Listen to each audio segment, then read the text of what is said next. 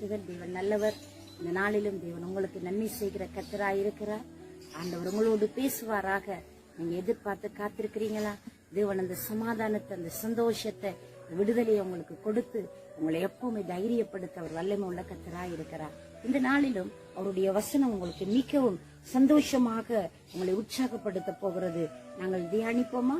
யாத்திரையாகம புஸ்தகம் 23வது அதிகாரம் 20வது வசனம் சொல்கிறது, வழியில் உன்னை காக்கிறதற்கும் நான் ஆயத்தம் பண்ணின ஸ்தலத்திற்கு உன்னை கொண்டு போய் சேர்க்கிறதற்கும் இதோ நான் ஒரு தூதனை உனக்கு முன்பதாக அனுப்புகிறேன் என்று சொல்லி வேதத்திலே நாங்கள் பார்க்கிறோம். அந்த பிள்ளைகளே, தேவன் நமக்கென்று ஒரு இடத்தை நியமித்து வைத்திருக்கிறார். அதுதான் யோபு சொல்கிற பொழுது சொல்கிறார், தேவன் செய்ய நினைத்தது ஒரு நாளும் தடைபடாது என்பதாக.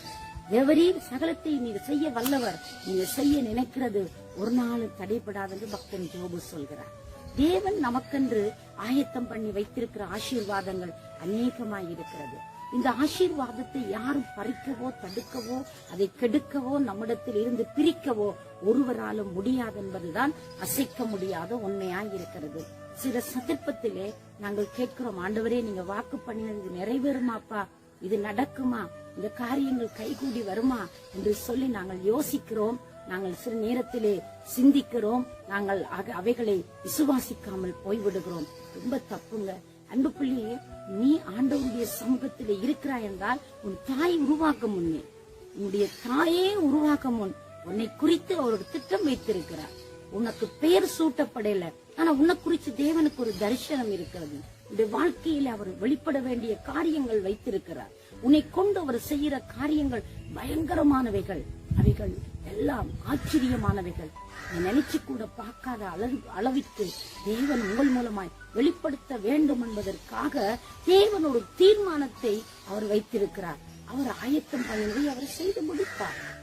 பாருங்களேன், இஸ்ரவேல் மக்களை காப்பதற்கு முன்பதாக அங்கே எகிப்திற்கு யோசேப்பு கொண்டு போகப்படுகிறார். எவ்வளவு ஆச்சரியம்! தம்முடைய பிள்ளைகளை போஷிப்பதற்காக, தம்முடைய பிள்ளைகளுக்கு ஜீவரட்சணை செய்யும்படியாக, தம்முடைய தெரிந்து கொள்ளப்பட்ட மக்களை ஆதரிப்பதற்காக, அவர்களை குறைவின்றி போஷித்து வழிநடத்துவதற்காக தேவன் எல்லாவற்றையும் ஆயத்தம் பண்ணுகிறார். உண்மையிலேயே தேவ சமூகத்தில் சில நேரங்களிலே தேவனுடைய வார்த்தையை தியானிக்கிற பொழுது ஆச்சரியப்பட்டதுங்க. தேவனுடைய ஆயத்தங்கள் எவ்வளவு அழகானவைகள், எவ்வளவு மகிமையானவைகள், எவ்வளவு மகத்துவம் நிறைந்தவைகளாய் இருக்கிறது. பாருங்களேன், தேவன் ஆயத்தம் பண்ணி ஒரு காரியத்தை திட்டம் பண்ணி அவர் வைத்திருந்தார் என்றால் அதை செய்ய தேவன் வல்லமை உள்ளவராய் இருக்கிறார். சில நேரத்தில் நம்ம முந்தி அவசரப்படுகிறோம். இது எனக்கு இப்பொழுதே கிடைத்து விட வேண்டும், இது இப்பொழுதே நம்மளுக்கு அது அங்கே பெற்றுக்கொள்ள வேண்டும் என்று சொல்லி நாங்கள் அவசரப்பட்டு முந்தி நாங்கள் காரியத்தை செய்வதனாலே சில வேளையிலே மனச்சோர்வுகளை நாங்கள் சந்திக்க நேரிடுகிறது. அந்த பிள்ளைகளை இந்த நல்ல நாளிலே தேவன் ஆயத்தம் பண்ண இடத்திற்கு உன்னை கொண்டு போய் சேர்ப்பார். உடைய வாழ்க்கையில் ஒரு திட்டம் வைத்திருந்தார், உடைய வாழ்க்கையில் ஒரு உயர்வுக்கு நேராக தேவன் நடத்த வேண்டும் என்ற ஒரு தீர்மானம் வைத்திருந்தார். அவர் ஏற்ற காலத்தில் உங்களை கொண்டு போய் அங்கே அந்த இடத்திலே சேர்ப்பதற்கு அவர் வல்லமை உள்ள கர்த்தராய் இருக்கிறார். இதற்கு நீ குறுக்கு வழியை நாட வேண்டிய அவசியம் இல்லை, கையாள வேண்டிய தேவையும் இல்லை. தேவன் குறித்த நேரத்தை, காலத்தை, குறித்ததை அவர் உனக்கென்று வைத்திருக்கிறதை யாரும் பறிக்க முடியாதுங்க, யாரும் கெடுக்க முடியாது, யாரும் தடுக்கவும் முடியாது. இதுதான் உண்மை. யோசேப்பை தேவன் பாருங்களேன், அந்த எகிப்தியருக்கு அங்கே விற்றா, அந்த இடத்திலே சிறையிருப்பு வந்தது. ஆனால் யோசேப்பு அதிகாரியாய் இருக்க வேண்டும் என்பது தேவனுடைய தீர்மானம். அந்த அதிகாரியாய் இருந்து அந்த காரியங்களை சேகரித்து அந்த மக்களை போஷிக்க வேண்டும் என்பது யோசேப்புடைய வாழ்க்கையிலே தேவன் வைத்திருந்த திட்டம். அதுதான் இவனமாய் வார்த்தை சொல்லுகிறது, தேவன் சொன்ன வார்த்தை நிறைவேறும் அளவு அது அவனை புடமிட்டதா. தேவனுடைய வசனம் நம்மை புடமிடுங்க, நம்மை அது சுத்தம் பண்ணும், நம்மை அது சுத்திகரிக்கும். அந்த வார்த்தையானது என்னோட வாழ்க்கையில பெரிதான ஒரு உயிர்ப்பித்தலை கொண்டு வர இன்றைக்கும் வல்லமை உள்ளதாயிருக்கிறது. யோசேப்பு யோசித்தார், சிறைச்சாலையில என்னை விடுவிக்க யார் இருக்கு, என்னை இந்த சிறைச்சாலையில மீட்டுக் கொள்ள யாரால முடியும் என்று யோசித்திருப்பார். ஆனா தேவன் அவரை விடலைங்க. அந்த சிறையில் இருந்து தேவன் கொண்டு வந்தார்.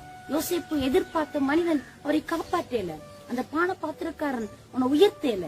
தேவன் அவரை ஏற்ற காலம் வருகிற பொழுது, ஏற்ற நேரம் வருகிற பொழுது அவரை தானாய் அந்த இடத்திலிருந்து கொண்டு வந்து தம்முடைய மக்களுக்கு ஆதரவு செய்வதற்கு, தம்முடைய மக்களை பராமரிப்பதற்கு தேவன் திட்டம் பண்ணினார். இதுதான் தேவனுடைய செயலாக இருக்கிறது. அது நம்முடைய கண்களுக்கு ஆச்சரியமாயிருக்கும், நம்முடைய சிந்தனைக்கு அப்பாற்பட்டது, நம்முடைய எண்ணங்களுக்கும் யோசனைகளுக்கும் மேலாக கிரியை செய்யக்கூடியது. நண்பு பிள்ளையே, இன்றைக்கும் நீ ஆயத்தம் பண்ணின ஸ்தலத்திற்கு உன்னை கொண்டு போய் சேர்ப்பார்.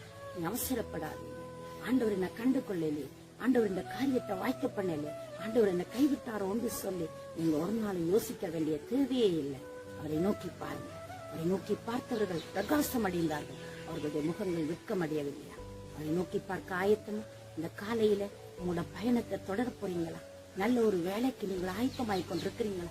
ஏதோ ஒரு முயற்சியில முன்னேறுவதற்கு நீங்க தொடர்ந்து தேவ சமூகத்துல பிரயாசப்பட்டு கொண்டிருக்கிறீங்களா? தேவன் அந்த காரியத்தை பார்க்கிறார். உங்களை பார்க்கலும் உங்கள் மேலே அதிக கரிசனை கொண்டவர் என ஆண்டவராய் இயேசு. இந்த காரியங்களை எல்லாம் அவர் பொறுப்படுத்தி நடத்துவார். விசுவாசத்தோடு இருக்கிறீங்களா? நம்பிக்கையோட அவரை நோக்கி பாக்குறீங்களா? உங்களுக்காக மன்றாட போறேன். கல்வியில ஒரு உயர்வு தேவையா? பிசினஸ்ல ஒரு ஆசீர்வாதம் தேவையா? குடும்பத்தில் ஒரு நன்மை தேவையா? இந்த வாழ்க்கையில எந்த பகுதியிலும் எந்த பாகத்திலும் ஒரு உயர்ச்சியும் மலர்ச்சியும் தேவை என்று நீங்கள் எண்ணுகிறீர்களோ அந்த பகுதியில அவர் கிரியை செய்ய இன்றைக்கும் வல்லமை உள்ளவராயிருக்கிறார். அவரை நோக்கி பார்க்கலாமா? நான் உங்களுக்காக மன்றாடட்டும். சர்வ வல்லமை உள்ள நல்ல ஆண்டவரே, இயேசு கிறிஸ்துவின் நாமத்தினால் நம்முடைய பிள்ளைகள் உங்களை நோக்கி பார்க்கிறார்கள்.